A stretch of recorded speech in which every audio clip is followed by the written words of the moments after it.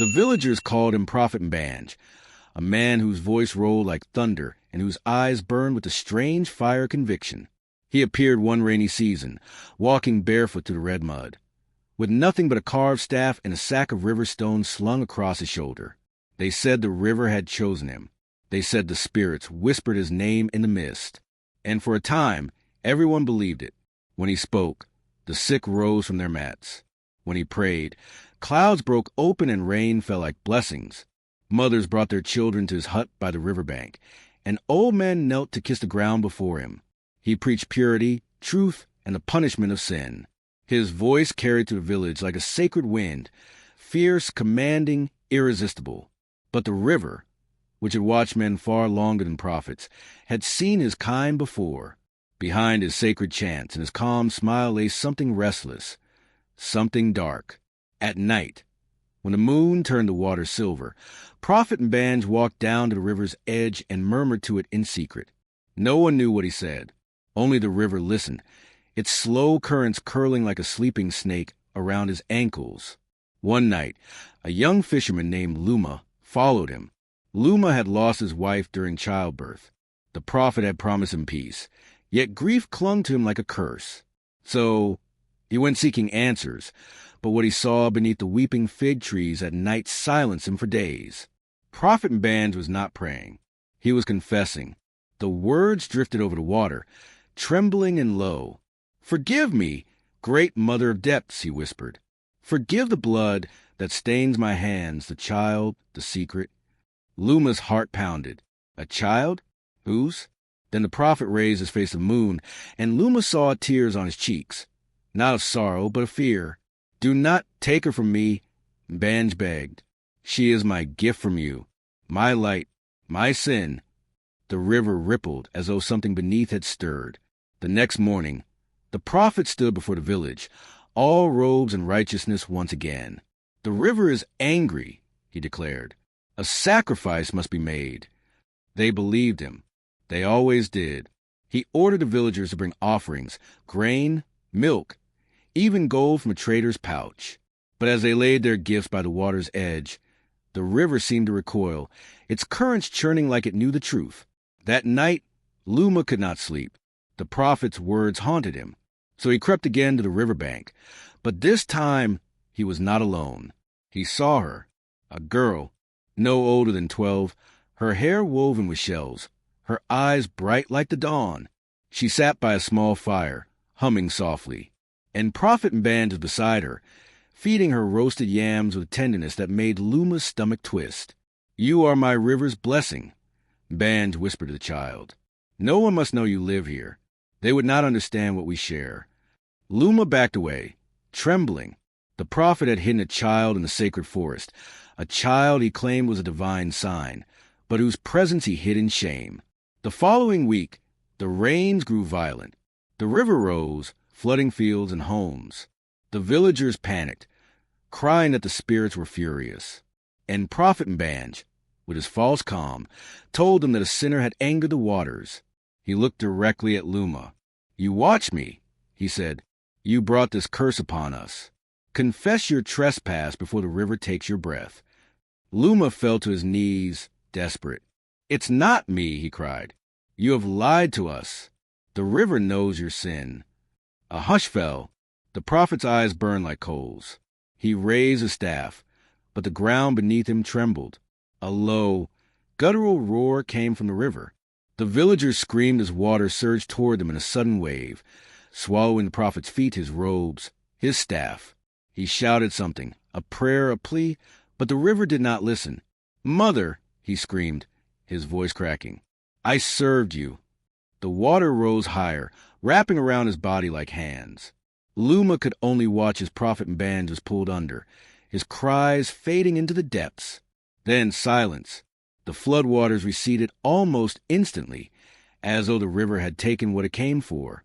The villagers, soaked and shaking, stood in stunned silence. Luma turned toward the forest where the child had been, but she was gone. Only a small carving of wood floated near the shore, a carving of a man with outstretched hands, eyes hollow, mouth open in terror. No one spoke of Prophet Mbanj again. His name became a whisper, a warning. But on nights when the moon turned red and the river rose too high, villagers swore they heard him, chanting beneath the water, begging for forgiveness from the depths that once crowned him divine. And sometimes, if you look closely near the weeping fig trees, you could see a little girl's reflection, smiling faintly, her eyes as deep as the river that knew every man's sin. The villagers rebuilt their huts, prayed to gentler spirits, and taught their children never to call a man holy too quickly. For holiness, they said, was a mass the river could always wash away. But deep below the shimmering surface, something still moved, something restless, waiting. The river was never done remembering. And one night, as the wind began to whisper again to the reeds, the water stirred once more, as if answering an unseen call. A pale moon rose over the swollen river, its reflection trembling like a restless spirit. The villagers had locked their doors, whispering prayers under their breath. But Luma stood at the edge of the dark water, unable to turn away. Something in the air felt alive, heavy with memory, thick with the pulse of something ancient. He could almost hear the prophet's voice beneath the surface, distant yet unmistakable, a chant that seemed to echo from another world. He stepped closer, the cold mud squelching between his toes. The reeds swayed though there was no wind. Then he saw it, a faint light moving just beneath the water, slow and deliberate, like a lantern carried by invisible hands. Luma froze. The light drifted toward the bank and stopped. From its glow, a shape began to form, a small hand, pale as bone, reaching upward before dissolving back into ripples. His heart hammered. He wanted to run, to flee into the safety of the village. But the pull of the river was stronger. It was as if something inside him, something he didn't recognize, was being summoned. Then he heard it again. A laugh, soft, childlike. It came from behind him. He turned sharply. The little girl stood there, the same one he'd seen before. Her hair hung in wet strands, her shell beads gleaming in the moonlight. But her eyes, those deep, ancient eyes, were not the eyes of a child anymore. "You shouldn't have come," she said softly, her voice echoing like it came from beneath the water. Luma's throat tightened. "Who are you?" The girl tilted her head, smiling faintly. "I am what he made me to be, and what the river chose me to become." Her words chilled him. "You were with the prophet. He said you were his blessing." Her smile faded. "He called me his light, but I was his darkness, too. He thought the river gave me to him, but I was sent for something else." The water rippled again behind her, glowing faintly with that same ghostly shimmer. Luma felt the pull grow stronger. His breath came shallow, and his legs felt heavy, as if the ground beneath him were softening. "What did he do to you?" he whispered. The girl stepped closer, her bare feet making no sound on the wet earth. He tried to silence the truth. He drowned what he could not face. He thought he could hide his sin in me, that the river would keep a secret. Her voice darkened. "But the river does not forget." Luma swallowed hard. "Then why are you here? Why show yourself to me?" She looked toward the horizon, where mist rolled over the water like drifting spirits. "Because you listened when no one else did. You heard his confession. The river heard through you." He didn't understand, but he could feel something building, a pressure in the air like before a storm. The girl raised her hand, and the river responded instantly. The surface began to move in strange patterns, circles within circles, and a faint hum rose from beneath, low and steady. Luma stepped back, frightened. "Stop this." The girl looked at him, her expression unreadable. "It has already begun. Every sin cast into the water finds its way back." Then, from the middle of the river, something broke the surface, a figure, rising slowly, dripping with black water. Its body shimmered as though made of liquid shadow. The prophet's face emerged first, pale, distorted, eyes empty but still burning with that same old fire. The villagers would have called it an abomination, but Luma could not look away. Prophet Mban's lips moved, though no sound came at first. Then, faintly, his voice broke through the rushing current, fragmented, hollow. "Mother, I serve you. Why do you bring me back?" The girl's eyes flashed. "You serve yourself." The figure turned toward her, trembling, half man, half water. You were mine to protect. You try to own what was never yours, she said, her tone sharp as thunder. You claim purity while hiding rot. You feared the river's truth. Now you are its echo. The prophet's shape flickered, distorting as waves lapped over his form. He reached out, fingers dissolving into mist. Please release me. Luma felt tears sting his eyes, though he didn't know why. There was pity buried beneath the fear. This was a man who believed his own lie until it consumed him. The girl shook her head slowly.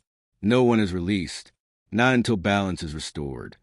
The river roared suddenly, a deep guttural sound that shook the earth beneath them. Luma staggered back as the water surged upward, wrapping around the prophet's form, pulling him apart into fragments of light and darkness. He screamed, not a human scream, but something vast and ancient, like the cry of the river itself. When it ended, silence fell again. Only the girl remained, standing at the water's edge. Her hair glowed faintly now, strands catching the light like threads of dawn. She looked at Luma with eyes that softened for the first time. The river has marked you, too, she said quietly. You carry the memory now. Guard it. Luma's voice trembled. What memory? The truth, she replied, of what men become when they pretend to be gods. Before he could answer, the mist thickened around her. Her body began to fade, turning translucent, until she was nothing more than a ripple of light reflected on the water. Then she was gone. The night felt heavier afterward. The sounds of frogs, crickets, and rustling leaves returned, as though the world had been holding its breath and finally exhaled. Luma stood alone, shaking, the river calm once more, deceptively calm. He stumbled back toward the village, the path lit by the weak glow of his lantern. Every shadow seemed to move.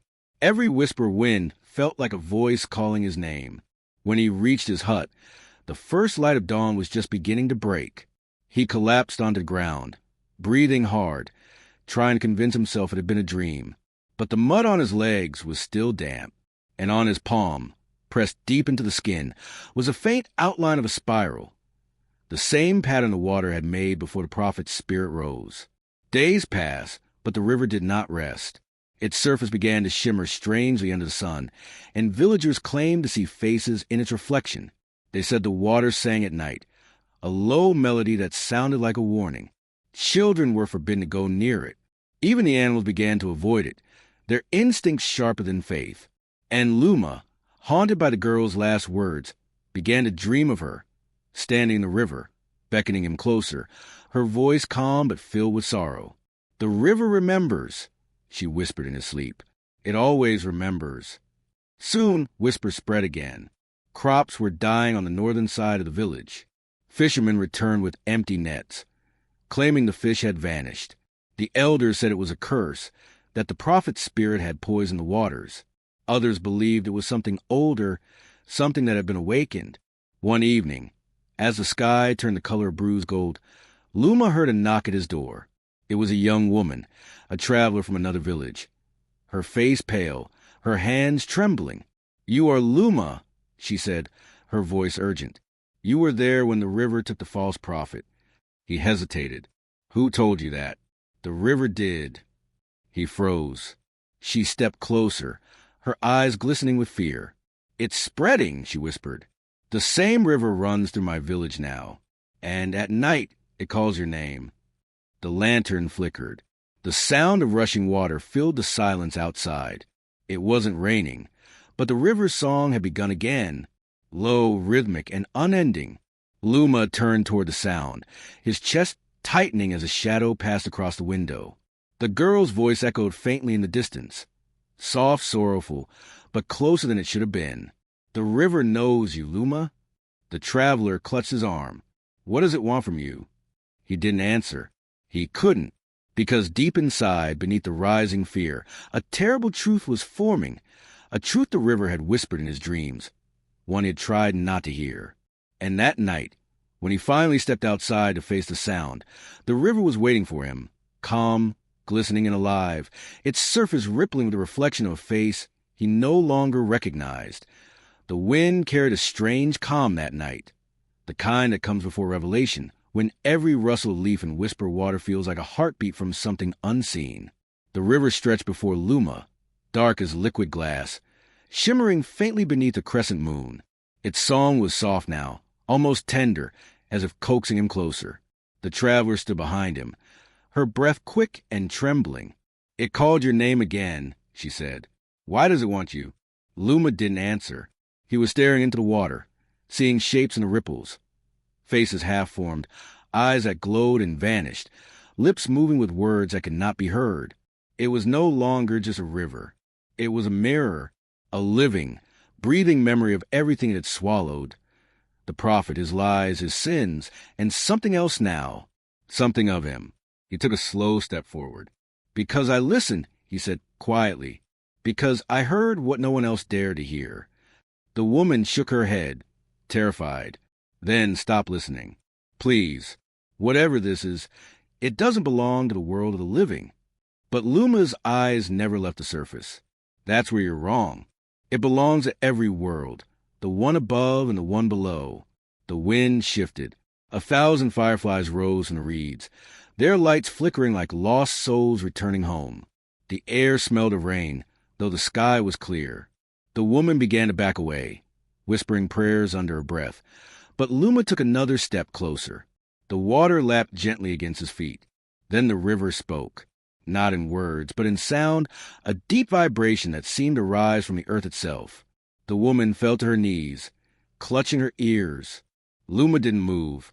The hum sank into his bones, into his breath, into the rhythm of his heart. The light shifted again, and from the heart of the river she appeared.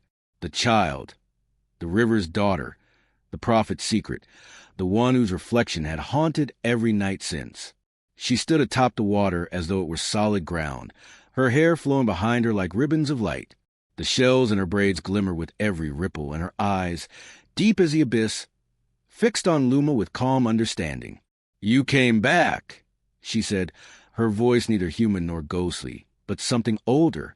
"The river knew you would." Luma's throat tightened. "I didn't come for you. I came to end this." The girl tilted her head. "End? The river has no end.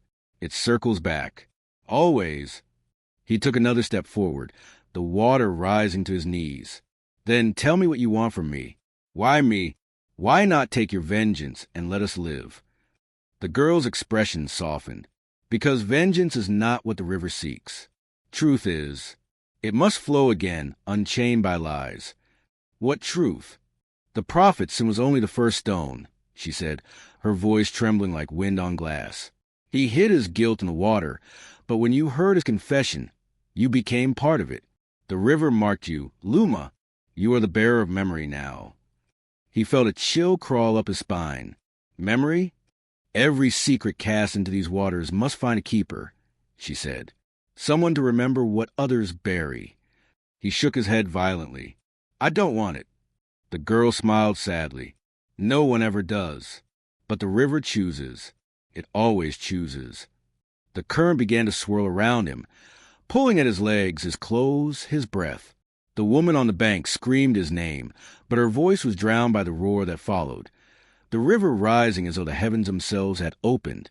Within that roar he saw things, flashes of the prophet's past, the night he drowned a woman by this very bank, the night he begged the river to hide his shame.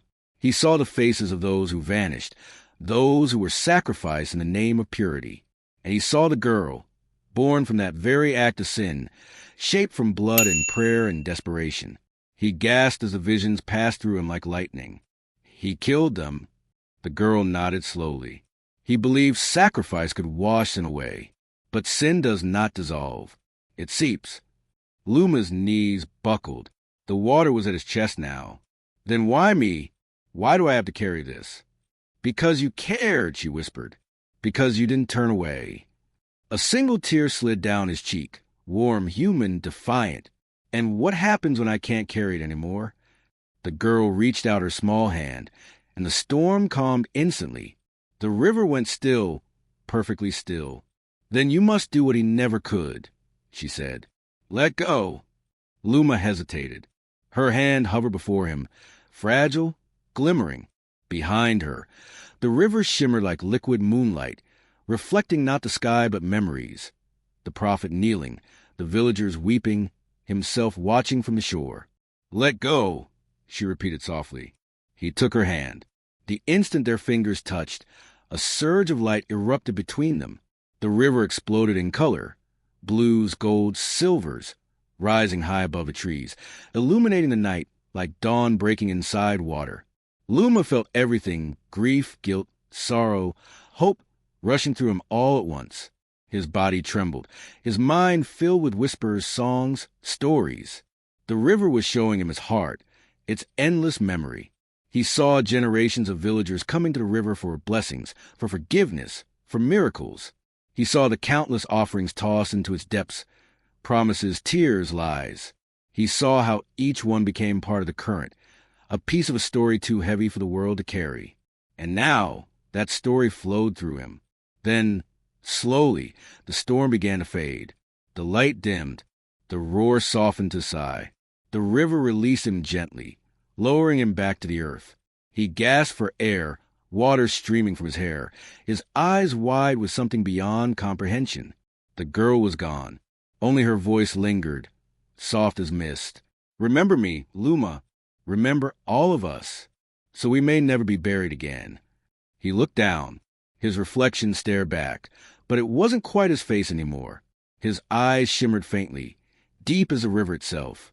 The mark on his palm glowed faintly, pulsing with quiet rhythm, like a second heartbeat. The woman ran to him, falling to her knees beside him. "You're alive," she whispered. He looked toward the river. For now, the days that followed changed everything. The flood stopped. The river ran clear again, pure and calm as it hadn't been in years. Fish returned, crops flourished, and the villagers began to rebuild with cautious hope. Yet something in the air was different. The people spoke softer near the water. They left their offerings not from fear, but from respect. Luma became quiet after that night. He no longer fished. He no longer joined the markets or the gatherings.